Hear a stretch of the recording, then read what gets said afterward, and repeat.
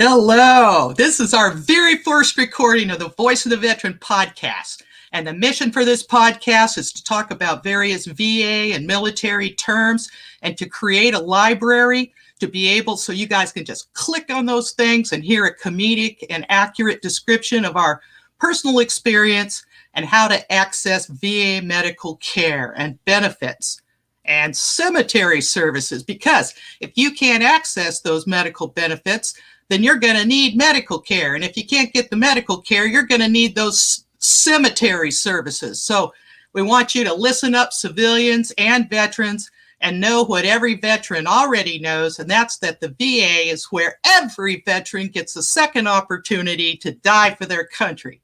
Now, that's not an after the fact, that's as a matter of fact. And I'd like to introduce myself. My name is Gayle Ochletree, Army Airborne Paratrooper, ASA Intel veteran, and I'm the co-host, along with my very good friend and co-host, Nicholas Cormier III, Air Force Traffic Control veteran. And in the back, we have MC Franklin, or Michael Franklin Jr., and they are both military brats. Now, as you know, BRAT stands for Born, Raised, and Trained. Yep, we're going to start with that very acronym right there. And we just want to talk about, have a good time with this and discuss our personal experience. We are very serious about our commitment and dedication to the betterment of the VA, but we're going to make fun of it. We're going to make jokes about it, just like we do each other in all the various branches of the service. So don't anybody get your tail in a knot about that. So Nicholas, I'm thinking, why don't you just jump in and introduce yourself?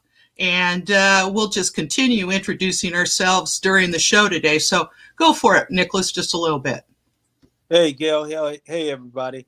I'm Nicholas Cormier III, United States Air Force, Air Traffic Control, and I'm a veteran. So I'm here to go along and speak about the VA and excited about the first show. All right. So we're going to talk, why don't you tell them a little bit about, so we've got these three pillars of the VA. We're going to talk about the various, one is the Veterans Health Administration, VHA, and then there's VBA, which is Veterans Benefits Administration, and then we have the National Cemetery Service or Administration. Those are the three main pillars of the VA. But there are various other things within the VA structure, and we want to talk about things like VACO. What the heck's VACO? Well, that's the VA Central Office. But even under VACO, there are a whole bunch of other levels of things. Like there's a VISN, and a VISN stands for, let me see, I'm looking at it right now, because I have to remember, because everybody just calls it a VISN, and if you don't know what it stands for, then it's like, what the heck is a VISN? Well, that's the local administration. It's the Veterans Integrated Service Networks.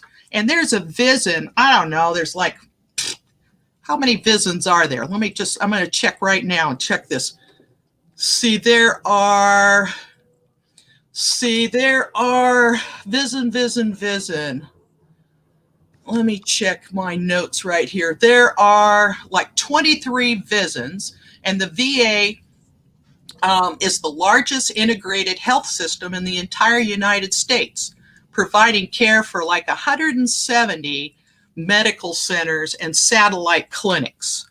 And there are like 833 operational CBOCs. Nicholas, what's a CBOC? I can't ever remember. Community-based outpatient? Yeah, community-based outpatient clinic. Yes, exactly. Is that what it is? A clinic, and they're all over the place. Exactly. I'm sorry, Gail, you hit me with so many acronyms that I'm telling you, it's confusing for all of us. Exactly. That's what it feels like. Even with VISN, some of these it's the first time I'm hearing. Even three pillars, it's the first time I'm hearing three pillars, really. Now I have a loose understanding of it, but the VA to me is VA. And seeing how it breaks down, I can see where it helps me navigate that. I feel like it's a big octopus, you know what I mean? And I'm trying to tackle through the tentacles to a nerve center that I'm never going to reach sometimes. So it's I'm glad to hear about it, and I'm glad to learn more about the three pillars and the acronyms that go along with the VA. Well, there's another important acronym right now, and that's VSO. A VSO is a Veteran Service Officer, not to be confused with a Veteran Service Organization VSO. See, sometimes you hear VSR, Veteran Service Representative. Sometimes it's a VSO, Veteran Service Officer.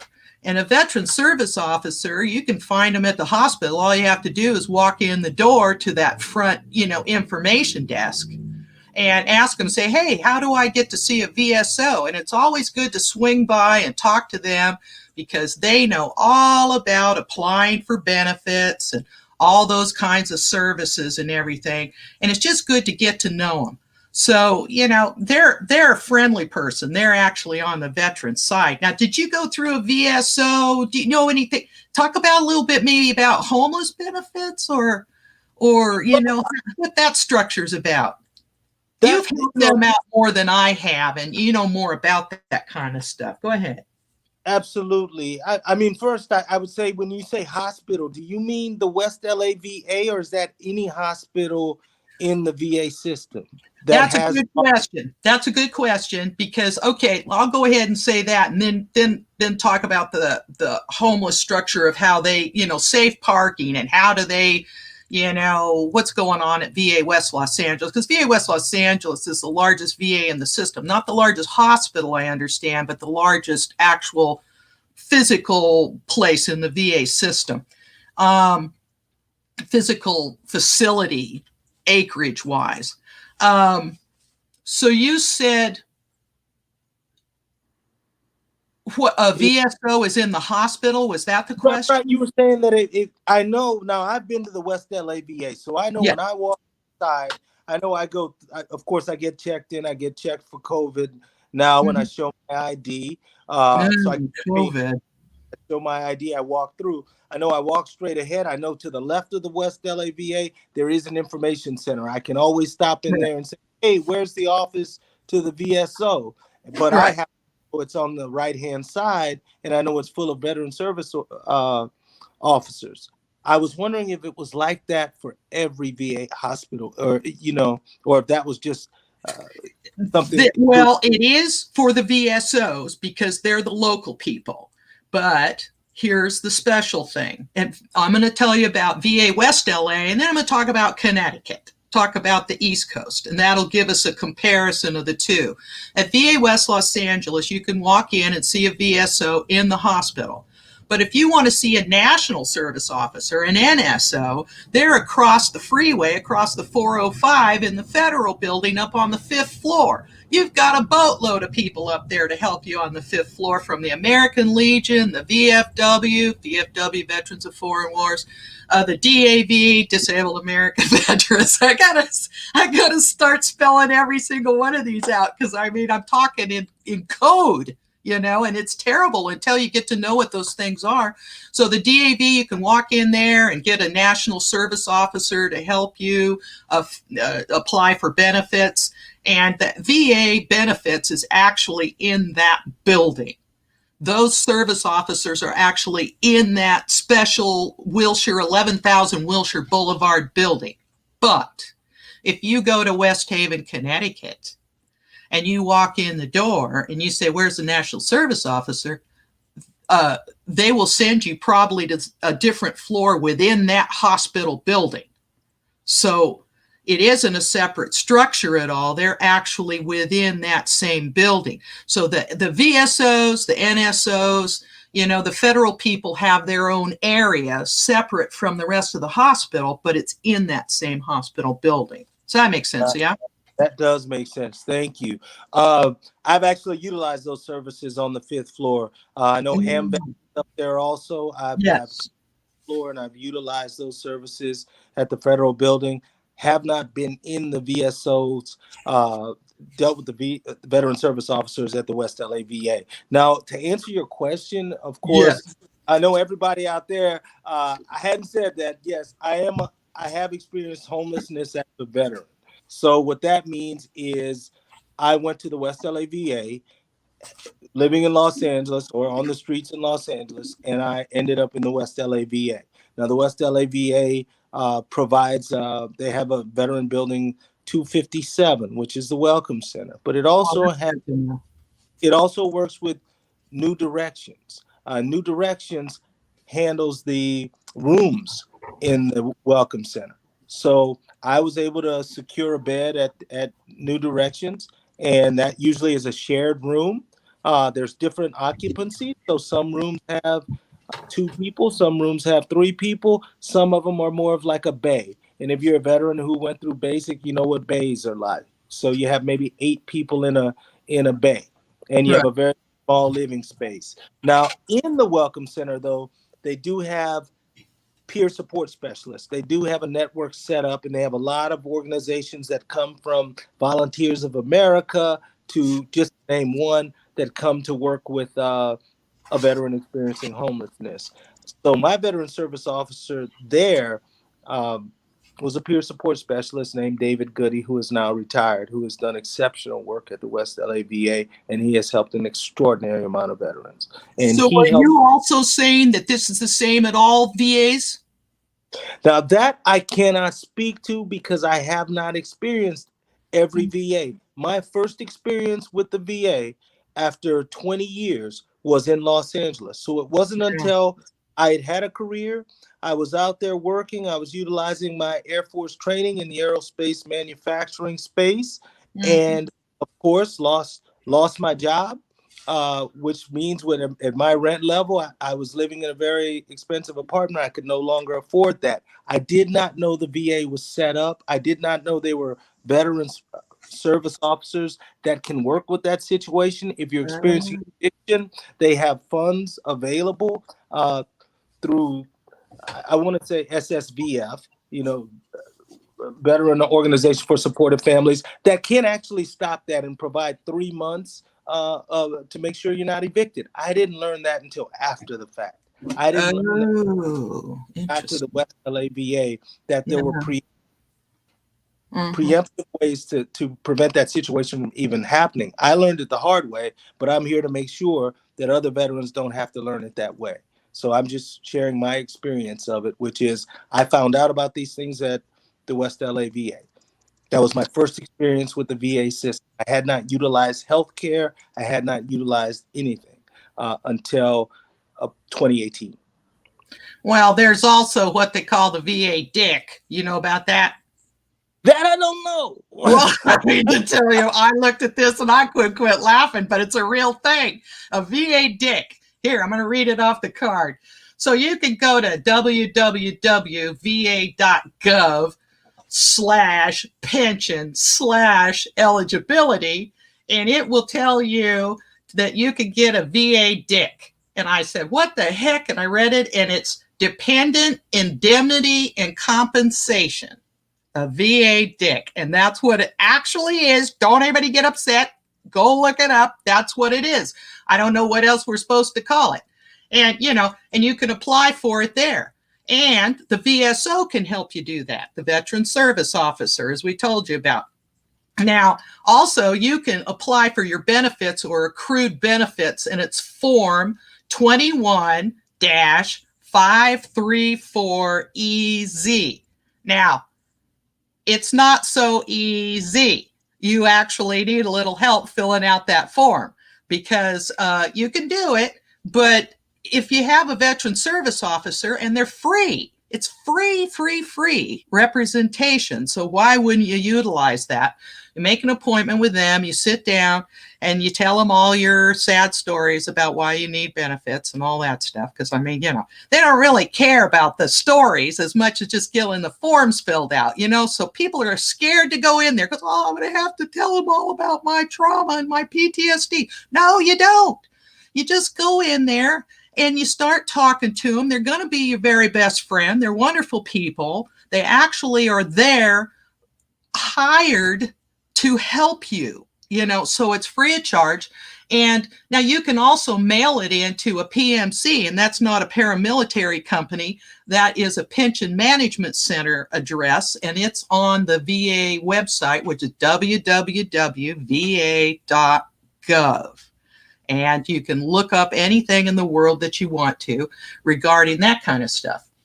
Now, I wanted to also mention that when we talk about VACO and the central office is, people throw that term around, and it depends exactly who you are and how you interface with the central office, because the central office is kind of almost like an umbrella for many other groups. And I'm going to rattle them off, Nicholas, and I know you're going to laugh at me, but I'm going to do this because I know you are. You just laugh at me all you want to, because this is stuff that people need to know, and you're going to have to roll it back in order to even get this stuff, because it's crazy.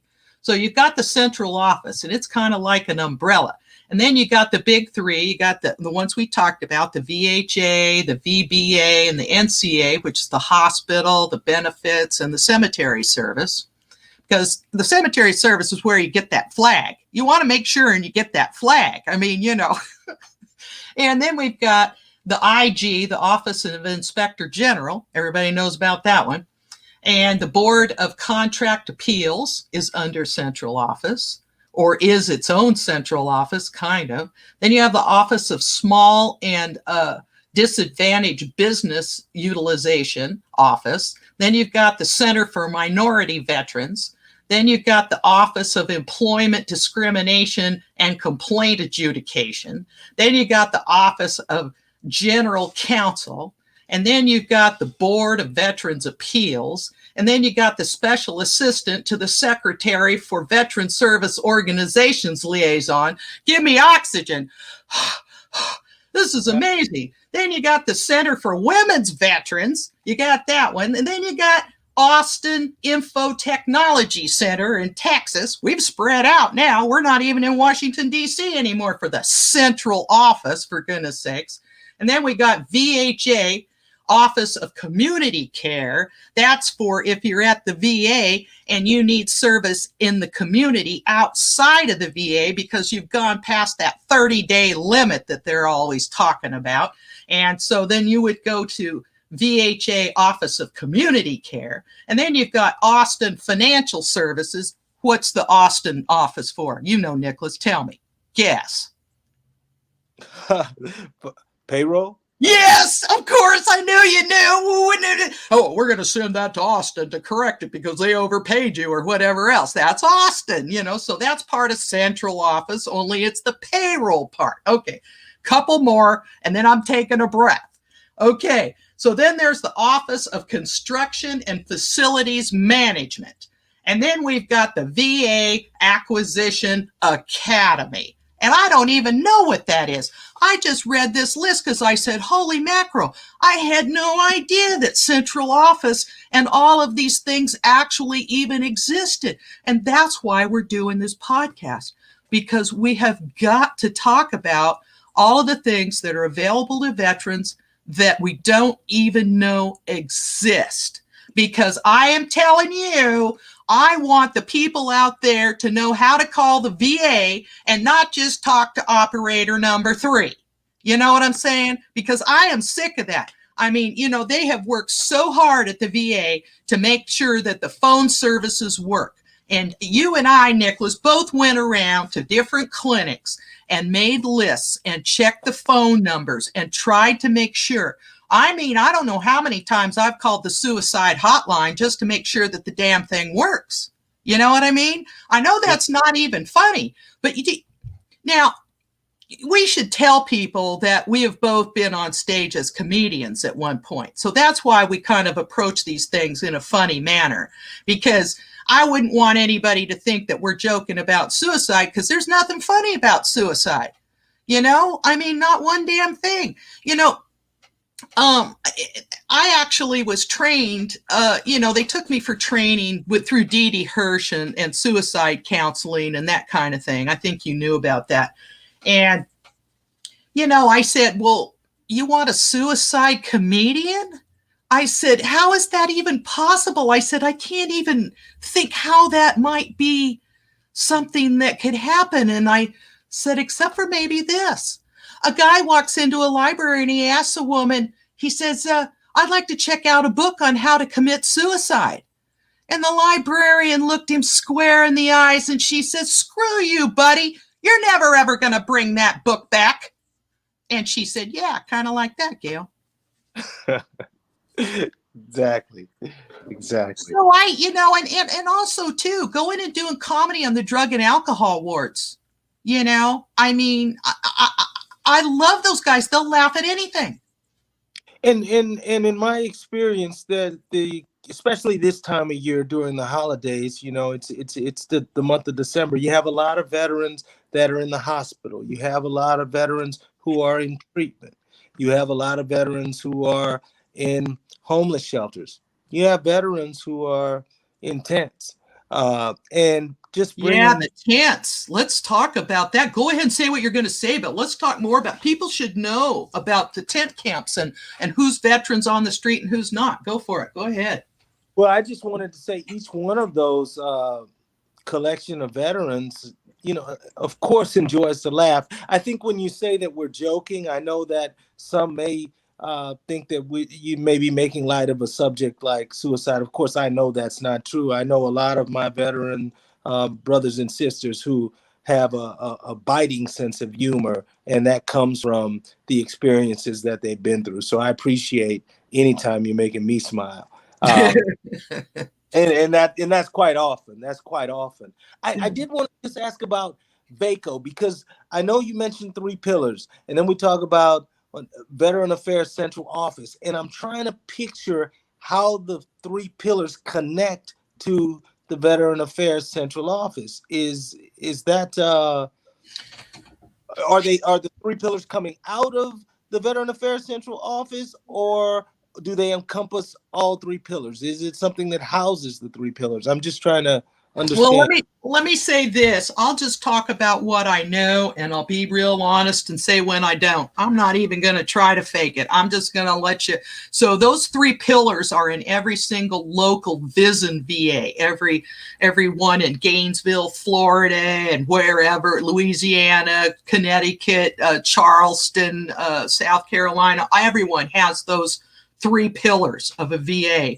Now, VACO is kind of like the umbrella, and they're always asking VACO for approval of things, so they can all kind of be fluid and the same as much as possible. But I'll tell you what has pissed me off in the past is when we get a VA directive from central office or Congress passes a directive and we're supposed to do things a certain way, and we get to a local VISN and they decide that they can just rearrange it for their local needs. Now, I understand trying to make things fit into your own local structure, but when we get Congress saying that these things are going to happen in a certain way, like, for instance, okay, an example would be the women's clinic at VA West Los Angeles needs to have Model 3 staffing, which is a hub that has so many doctors, so many social workers, so many nurses, so many clerks, and it's a structure that the VA directive, the main people or Congress has said we're going to budget and hire this structure of people in the various clinics. And then we get down to the local level and it doesn't happen for some reason. Now, I'm not blaming the director. I'm not blaming any staff members, any executives for this. But man, I'm telling you, to have a directive and not follow it and have it change, that's always been very confusing to me. Yeah. Understood. Well, VISN is confusing to me, but I'm getting a clear understanding of it. I understand that a VISN is a regional, yes, is a regional hub, or it's local. You're right. So now I'm seeing where the VISN comes in for me. I still don't know what that acronym stands for, though. But I know VISN is Veteran Integrated Service Networks. Which makes sense. So there, I'm sorry, I have to read all these. I can't have them in my mind all the time. I have PTSD over this. They have to get medication from the VA just for all these acronyms, man. I'm telling you, it drives me nuts. It drives everybody nuts. You know, I mean, there's a book this thick with all those acronyms. When I saw them all, it's kind of scared me. I was like, how many of them are overlapping and actually, you know, could be parsed out and whatever else? And it's like, I don't even know how that would happen, really, Frank. I've learned two. I've learned VACO, which is Veteran Affairs Central Office. Yeah, that's VA Central Office. VA Central Office. VA Central Office. Yep. And now VISN, which is Veteran Integrated Service Networks, which is a regional market. Yes. Understood. That's a local hospital. You know, you say, well, what about our VISN? Now, VISNs are like, okay, I think there's like 19 regions throughout the United States, and there's like 23 VISNs. And that VISN 23 covers all of Los Angeles and outlying areas. So I can't parse it. You know, we need a map, honestly, to put up and show people. Now, here's the VISN. There's a VISN structure in the United States. And here's this one and that one. And here's VISN 1 is Connecticut. I have family in Connecticut, so that's why I key in on that. I mean, my family's been in the military or retired. I have kids right now that are down in Charleston Air Force Base. And so I've been to that VA. I've been to, you know, West Haven, Connecticut VA, you know, so that's why I've been to these things, not because I'm on the road all the time. well, that's cool. You know, I learned something new because I know that now we have VISNs. I know there are 19 regions, and I know there's actually 23 VISNs within the 19 regions. That's right. Okay, cool. That's the way I understand it, and that doesn't change a lot all the time. Now we also have two different. When you go out to the Community Care Network and get care because they've arranged through the Mission Act, well, the Choice Act and the Mission Act to me are just repackaged turds. You know, I don't know what to say about it, but you know, I mean, it's constantly changing and we have to keep up with this stuff. Not only do we have to keep up with it, but the poor VA staff has to keep up with it. You know, I mean, at any given time, we just have these new rules and you know, and like I said, this is the biggest integrated health care network in the United States. You've got the DoD, which is Department of Defense, is the largest cabinet level agency in our government, right? Then we've got the VA, which is the second largest cabinet level agency in our government. I mean, these are huge, huge entities. They're not just, oh, the VA. No, the VA is massive. And and we have a very strong military. I'm proud as heck of our military. I'm proud as heck of all, you know, other veterans. And we all know that veterans want to help other veterans. We are taught to mentor the people above and below and left and right of us about our mission so that if we can't do our mission, somebody fills in. That's just the way it works. And everybody knows when you help a veteran, a lot of veterans get helped because that's what most of us seek out to do is we see a fellow veteran. You know, I'm telling you, when I'm in a room and I see somebody that's talking like a veteran or, you know, I could be at a bookstore, a grocery store or whatever else. But if they're a veteran, I go, oh, you're a vet? You go on and park there. I'll park over here. You know, because they may be hurt. They may be disabled. They may be whatever. But I'm telling you, I forgot what I was going to say. Oh, there was something about the VA and about the DoD, and I was going to say something about it, and I can't remember what you had asked me. I was just restating what I've learned so far, which is the acronyms. And I know we hear them so much, so it's time. You know, sometimes for me, it helps to say them over and over again. It's true. And the VISN, I hear VISN, I know that's the Veterans Integrated Service Network. Community care. That's where, thank you. Community care was what I was going to say. CCN network. Now, community care, if you can't get medical care through the VA because they can't see you within 30 days, you can apply to get health care outside in the community. That's called the Community Care Network. There are two people that cover our medical care outside that pay those doctors. One of them is TriWest, and the other one on the East Coast is Optimum. So don't be confused. I'm talking about if you're on the East Coast and have to go see somebody, Optimum's going to pay for it. And if you're on the West Coast, or that it's a larger part of the West of the United States, it's TriWest. Now, I always say try anything, but don't try West. I would rather go to the doctors at the VA because the VA has good doctors. I've never really, I don't know. Stuff happens, I guess. But you know what? It's a training hospital. We're connected to UCLA. The Fresno up in California north is connected with San Francisco doctors. Now, the good thing about having a training hospital is the training hospital, you get innovative ideas. You get great new ideas about medical care. And I've had like 7 surgeries at the VA, and I have never, ever had any problems with VA doctors. I think they're terrific. I think they've shown a lot of caring and follow-up, and personally, I've not had a problem with a VA doctor. Have you? Of course, I don't want you to confess on a podcast because then they'll be coming for you. But no, I mean, I guess it's more, I'd rather say that if there were a problem, I know where to go because there's an office within the West LA VA, and I'm sure they're in every office, right? Where if I did have a problem, I could report that. Now, right, and get it looked at and reviewed, and I think that's important because once again, there's a lot that a veteran may not know. I know I had to learn that.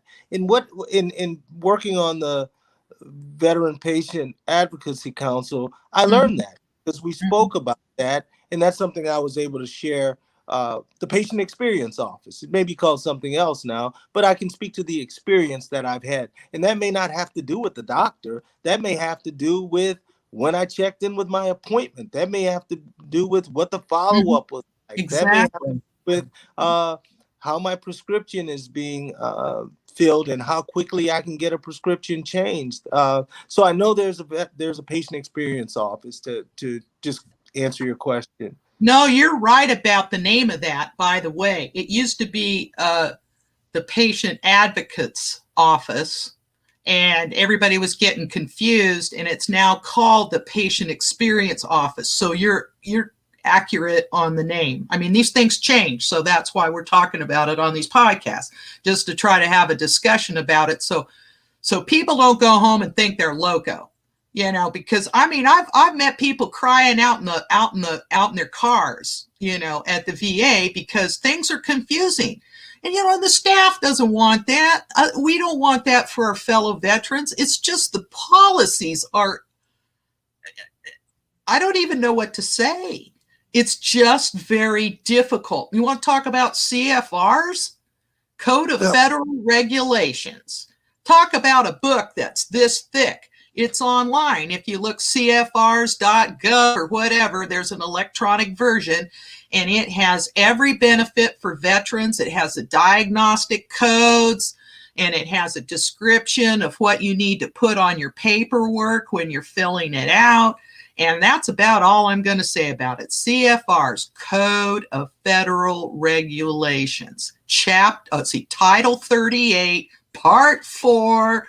Has every possible thing. If you've got an endocrinology problem, you just go there and you click on it. It'll tell you this is 30% service connected. This is 50% service connected. This this is, 100% service connected.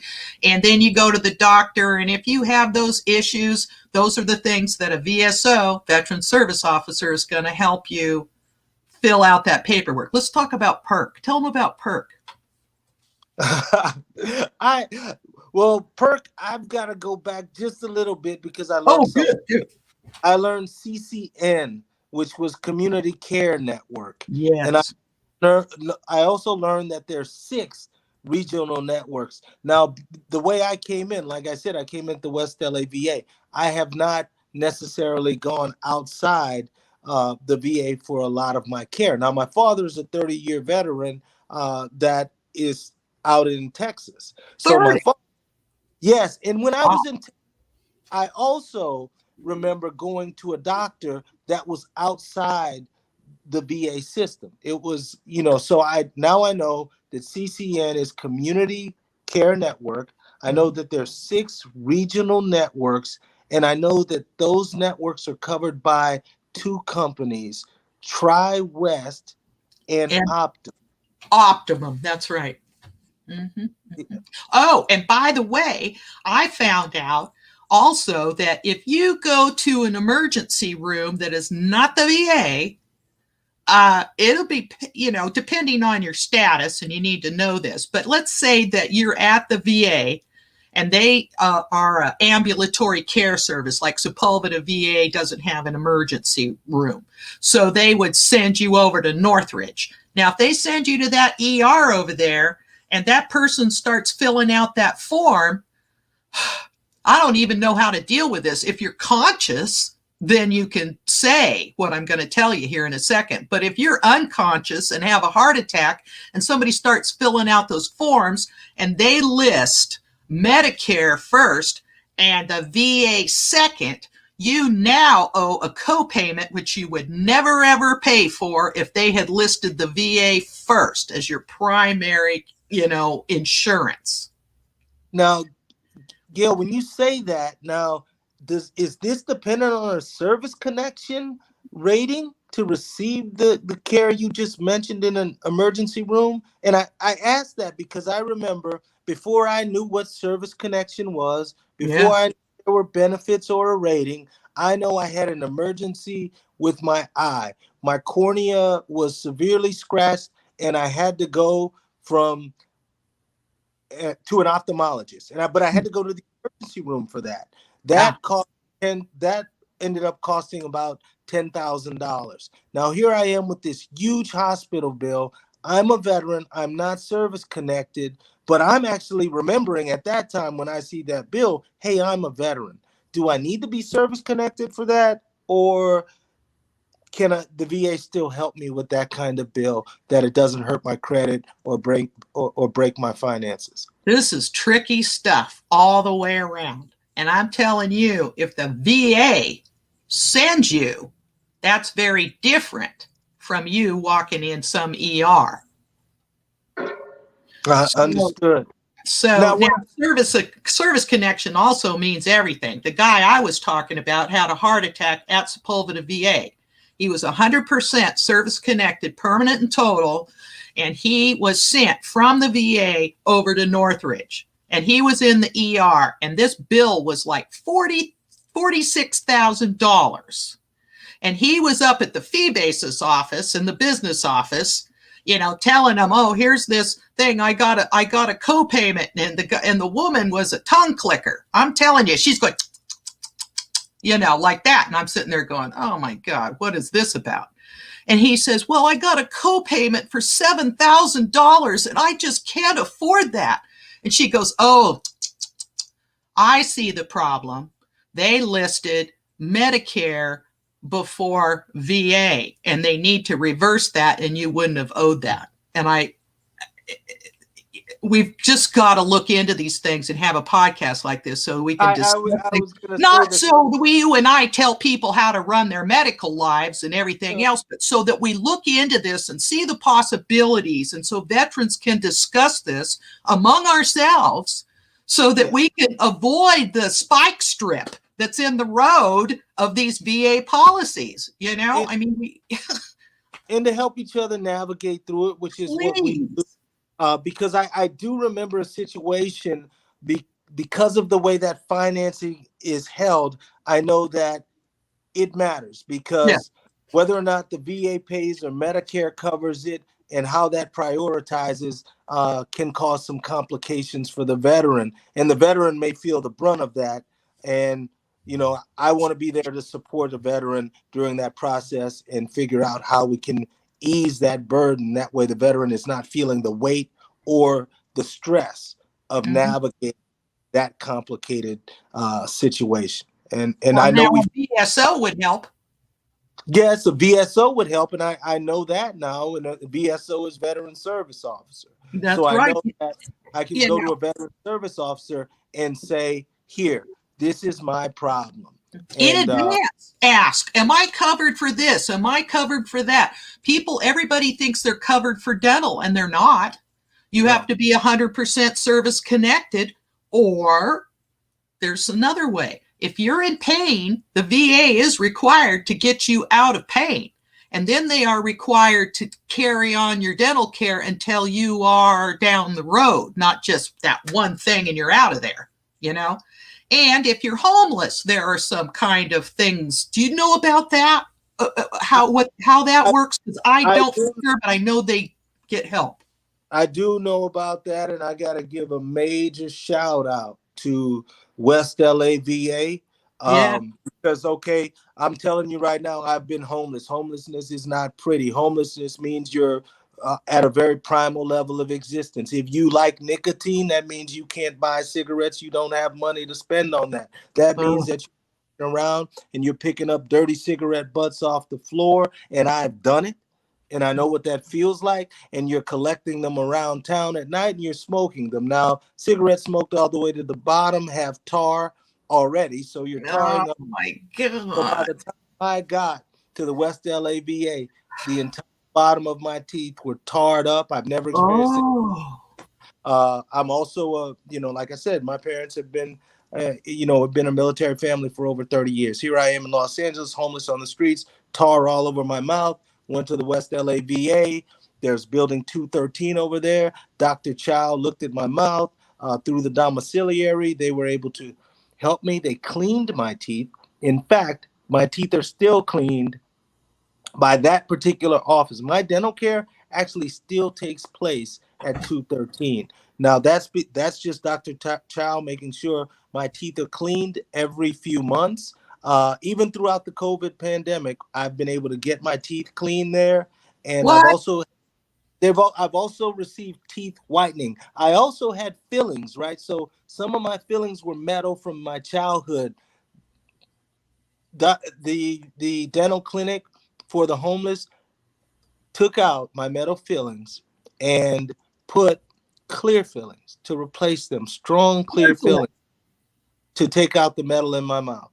And White ones, right? yes, Yeah. white fillings. That way I don't have a mouth full of silver. And they did that all for me and continually to check on me, always schedule my appointments on time. They've rescheduled, they made sure gotten there on top That's of it. good. On top of it, they've also whitened my teeth, and they've continued to give me things to whiten my teeth. I can't tell you how much it means coming from the streets and having just something like your mouth taken care of at that level, and what it That's does. great. That makes me What happy. Yes, because I feel valued. Yes. Felt taken care of. I felt I'm extraordinarily grateful for what's possible for the and my story is just one of many. I know a lot of veterans that have been homeless and been taken care of by the dental clinic in 213, which is outside of the building 500, but it's right near building 217 and 214 on the West Mhm. LAV campus. That's And the north side of Wilshire.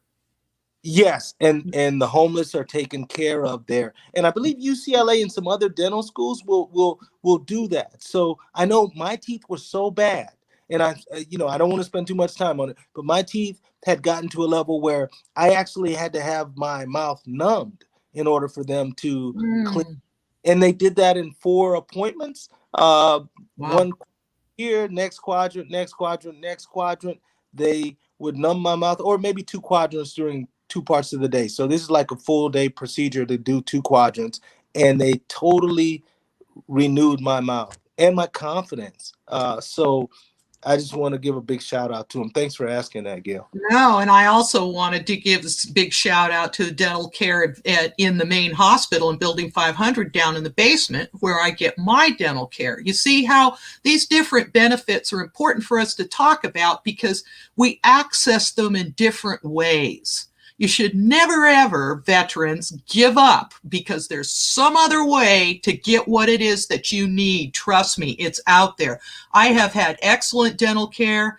Oh, my doctor, Dr. Charney has been my dentist for years and years and years. I absolutely enjoy going to the dentist at the VA. Now, I realize that if you're in pain or whatever else, but the same thing that happened with you with the silver fillings, mine were so old, they were put in like when I was a kid or, teenager or in my 20s or whatever, and they started receding from my teeth and I was getting cavities in between my silver filling and my actual teeth. So that had to be taken out and replaced and everything. And I was just so happy. I was never in a moment of pain because they're always finding things in advance. It isn't like, if you let things go or you have problems, then, you're in some pain. That's not the dentist's fault. It's nobody's fault. Well, it's just. Yes. Sorry to interrupt on that. No, And please do. that's what I think that just happens with life, right? When I was working a huge aerospace job, managing all of these people, I didn't really have time to get to the dentist very often because I was working so many hours a week. Exactly. Dental care is hard to stay on top of. That's what's cool about being connected at the dental clinic here because there's reminders. It's scheduled every 6 months. So I get my teeth cleaned without fail every 6 months. If I want whitening done, I can go there and say, hey, I want my whitening done for my teeth, and that will be taken care of. I didn't say this. I was not service connected. So what means so well, isn't that interesting? That's a good point. I was not service connected when that was done for me. Okay. I not have a service connected rating, and the VA took care because I was participating in a program at the domiciliary on the West LA campus. Part of the care, the great care that can be provided through that domiciliary is dental. And that's how I was able to access the dental clinic at 213 and receive that treatment. Now, I'd like to touch on this if you don't mind. There's something called zero. Now, for the civilian, service connection is very important in the VA. There's a thing that is zero connection that is also very important. And also, maybe we could talk real quick about a VSO being able to help you get a DD-214. And I want to mention that if you need an amendment on your DD-214, which are your exit papers when you leave the military, everybody has them. And the VSO or anybody that you're going to apply for benefits, you need a DD-214. And some people say, oh, but I don't have a DD-214. Well, the VSO can help you access that. And if you need an amendment to it, there's something that's called a DD-215 that is also something that can be had. But I also want to talk a little bit about getting a change on your DD-214, which is dishonorable discharge. We could just kind of, because I asked you one time, we were talking, Nicholas, and I said to you, I was being a jerk. And I said, why the hell should anybody have their DD-214, their discharge changed? If they or dishonorably discharged, that's just too damn bad. Now they can't access medical benefits and on and on and on. And I said, why is that fair? Because I didn't understand it. Could you make me understand it again and for everybody on this podcast? Because I think you told me something that I will never open my mouth that way again, ever. Well, I believe you're referring to a fellow veteran of mine that I mentioned. depending on what time you were in the military. The military has not always been the military it is today. So I think the situation I was referring to was that there was a fellow veteran that is gay. And because in 1951 or 52, when my fellow veteran served, that was considered undesirable in the military. So Dishonorably discharged for being gay. undesirable for being gay. So obviously now there's a mechanism to change that. And that's why you would utilize VSOs, which I know my friend has utilized. The services we've been talking about, my friend has utilized. My friend is now had that discharge changed. Yeah, Just a quick good. note.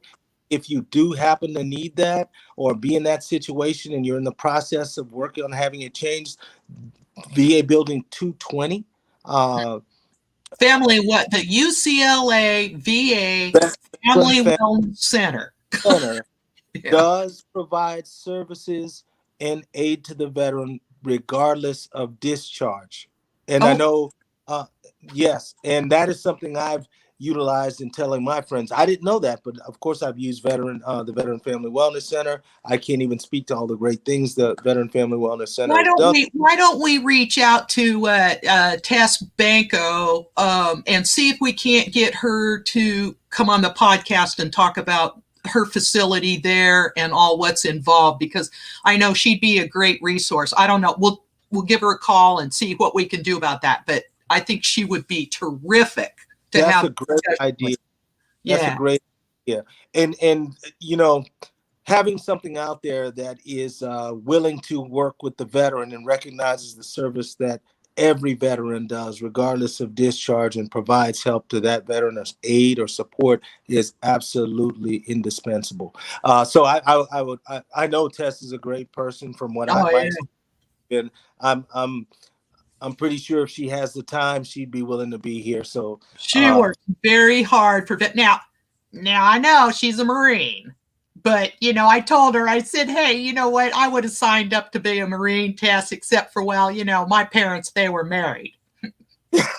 Well, there's always that. There's always that, you know, but no, I absolutely would love and adore to have her on the show. That would be really great. I'm gonna just see if that can happen. I'm serious. I'll bet you, because she endlessly is talking about, she's grant writing and getting new programs in here. I went through resiliency training. I know you did TM, so did I. Transcendental meditation. You know, it isn't something that I keep up with, but it was a wonderful experience.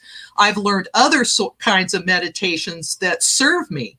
But that's the great thing about it. I didn't have to pay for it. It was a grant for veterans to get to learn that. And I learned a lot through those weeks. Too. Resilience training, relationships. I learned a lot through the Veteran Family Wellness Center. I didn't know that I had a green. I didn't know that I had a yellow or an orange or a red until I got there. On the thermometer to tell you how upset you are at any given point. I know what you're talking about. I spent a lot of time in the red before I got there. I start in the red zone. I start right up there. I don't even go through the colors, man. I just start right up there in the red. Zone before I didn't even know there was a green zone until I went. They didn't tell me about the green zone. Yeah. But no, I've received services there, and I continue to reach out. I mean, I've gone to yoga there. I know there's acupuncture. Tai Chi, acupuncture. We went to the operas. Yes, went to the opera. We went to the Disney thing. The Disney drive-in thing was fabulous. That was all the wellness center. Yeah. Yeah, absolutely. And when you have a daughter like me, I have a daughter who I'm continuing to build our relationship to have tickets provided to the opera for my daughter and I, to have being able to take my daughter to a drive-in. It was Family Wellness Center provide that access, is something I'm truly grateful for. And I meant to send an email and personally thank them. I'll thank them now and say thank you for that. That means the world to me. Absolutely. Well, that's a good way for us to contact Tess.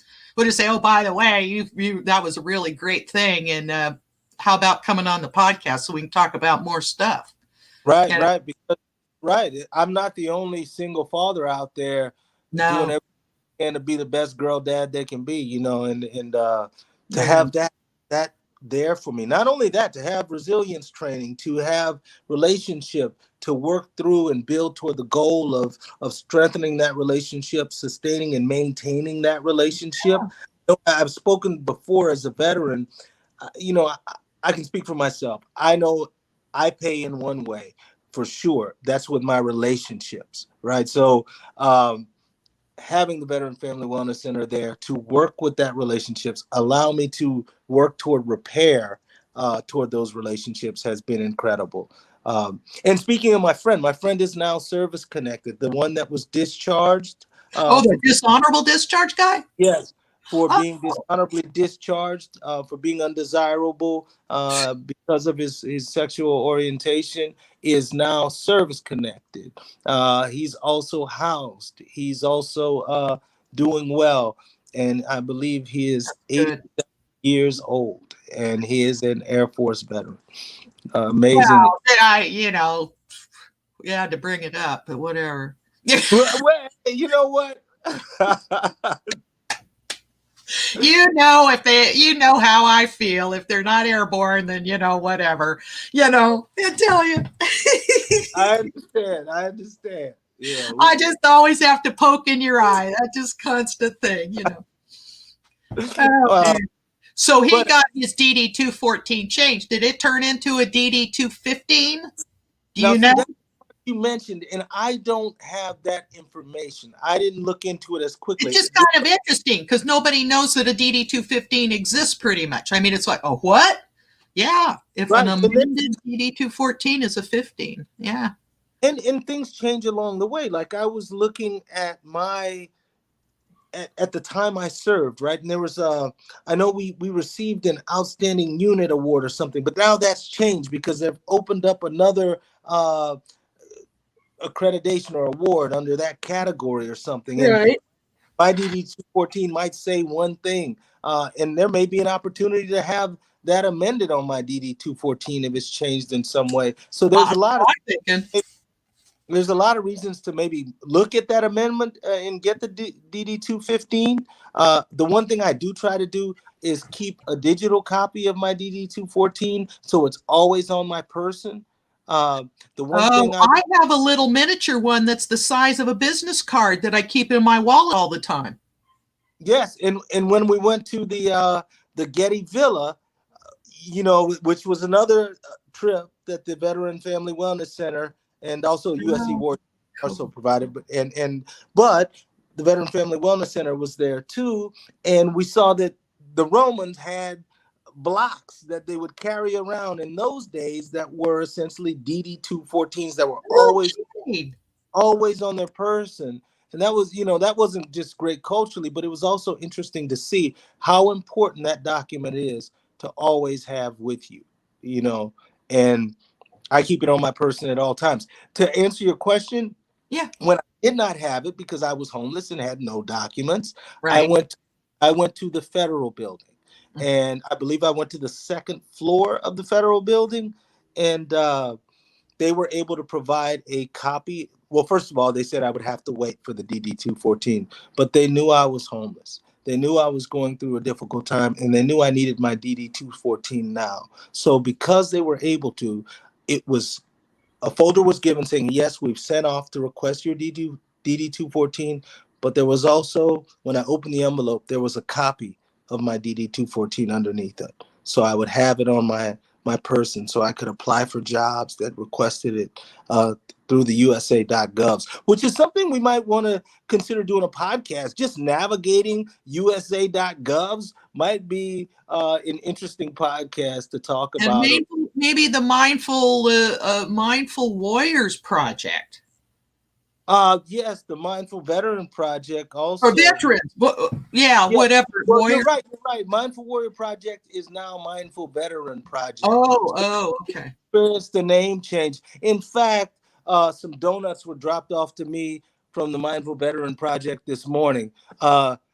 Oh. They're Krispy Kremes, and I'm on a diet. But I do appreciate the Mindful Veteran Project for bringing donuts. That Thank is you. wonderful. That is wonderful. That is so great. That is so great. Yeah, I was telling somebody the other day that I went to see the podiatrist and that I got arch supports, and they went, yeah, and I said, and socks. They said, Yeah. what, socks?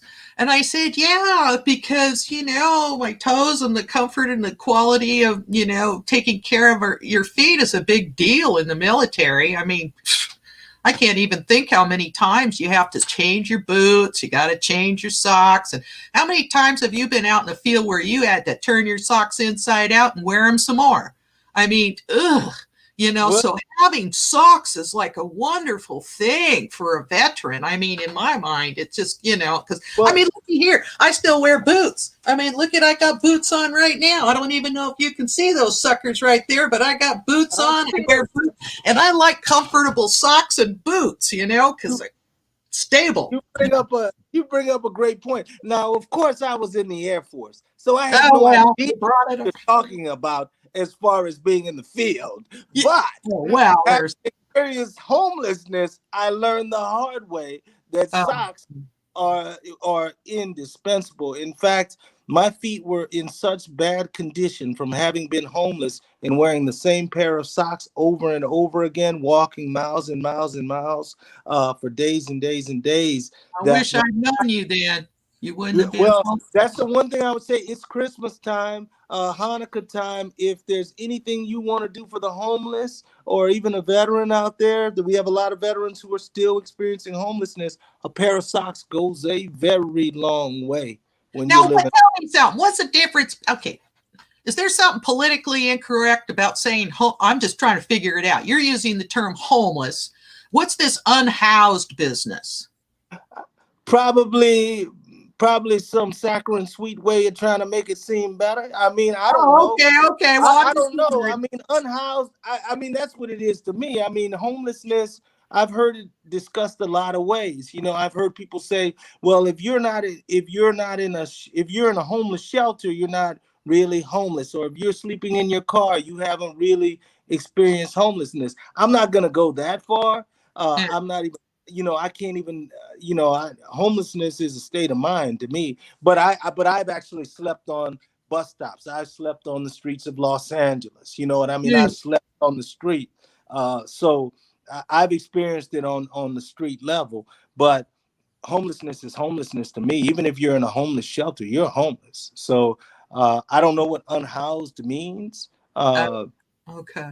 But we can look into that, and I because it may be a distinction that is necessary for a veteran navigating the system. I didn't. Well, true, because what if you use the wrong term with Right. somebody filling out paperwork for benefits? That's exactly what we want to expose here. Right, Constantly talking which about is how to do that. and to also know that the veteran service officers, and one of the great things about even though obviously there's far too much veteran homelessness going on, particularly in our city of Los Angeles here.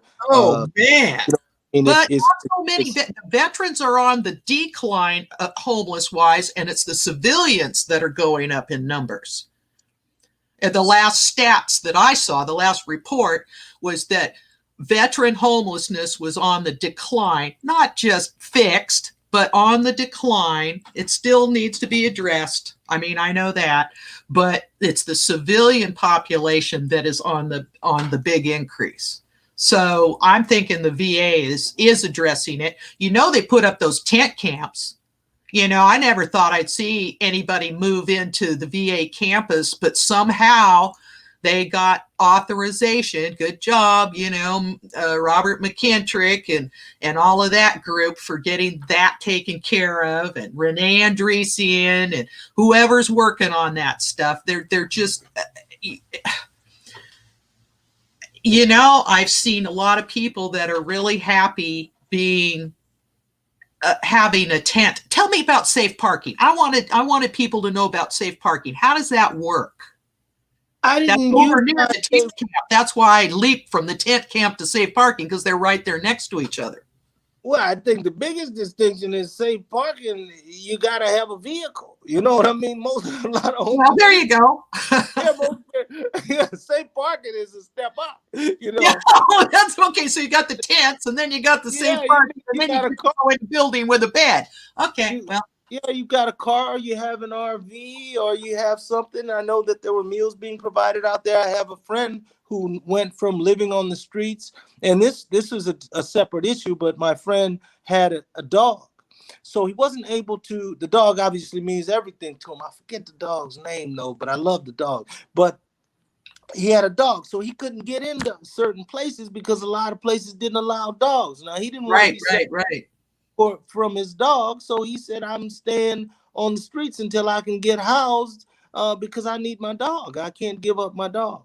And so he was utilizing safe parking uh, in on the West LA VA campus. Now, this was before the tents, right? So the tents are there. I don't know if he would have had a tent and utilized safe parking, uh, you know, but I know with the tents and the people out in the tents, obviously, if veterans are you know, still sleeping in tents, we've got a long way to go. Oh, of course, it's winter time. For God's sakes, it's going to rain. There's all kinds of problems Right, here. we've got a long way to go in the city of Los Angeles. But Veteran you're homeless. not out on Wilshire Boulevard, you Well, know. I mean, it's. I think what I've noticed, and I can only speak to my own experience, but I can say when I was out on the streets, right, when I was homeless, my goal. Now I knew nothing about the West LA VA except I'd heard about it. And my goal was to get to the West LA VA. Now, the story how this all goes down is more than I get into now. But I knew in my head that I need to get to the West LA VA. It was in the back of my mind. Now, the great expanse one crosses is not necessarily quantifiable to get from 2 miles up the road from homelessness. You know what I mean? The Really? VA may be miles up the road, but the expanse you have to cross to get to that VA is challenging. Now you have people who have served the United States, so knowing that that VA there, I think provides some solace to the veteran. Veteran may not be ready to go inside and utilize all those services, but the veteran believes strongly in their country.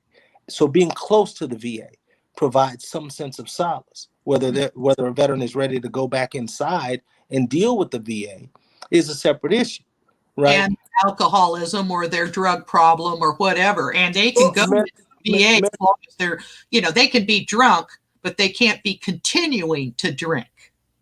well, and I don't know. I mean, But it's they'll take them in if they're blasted. I mean, they can be falling over drunk and whatever, but they can't continue to do it. So you don't have to wait to be sober to get help from the VA, is what I've been told. And that, I mean, social workers have told me that directly, and I always try to mention it to people. You don't need to wait. it Go. depends where you want to go. I mean, some there's what you call harm reduction, right? Right. So the VA and there's certain VA organizations and buildings that provide harm reduction. Harm reduction is you may be and I'm not okay. I am someone who's experienced homelessness, so I'm not afraid to tackle those subjects. I myself wasn't utilizing drugs on the street. I wasn't drinking on the street or anything like that. I've explained my situation. But also, I think it's important to say that if a veteran is experiencing PTSD, Oh, there's symptoms that go along with PTSD that's gone untreated and unrated for a long time. Those indeed. include like drug addiction. Those include because the veteran is attempting to treat themselves. They don't have access to the health care, so they've been Self-medicating. right. So when you see the mental illness, when you see drug addiction, when you see alcohol, I think sometimes people think that this is some kind of weakness and don't recognize it as a disease or any or what it really is, which is an untreated and in some cases neglected veteran. So I'm here I for that. wanted to say something about the dogs. We just barely touched on the dogs, and I wanted to mention my dream thing for VA West Los Angeles. This doesn't exist, but it's something that I wish existed.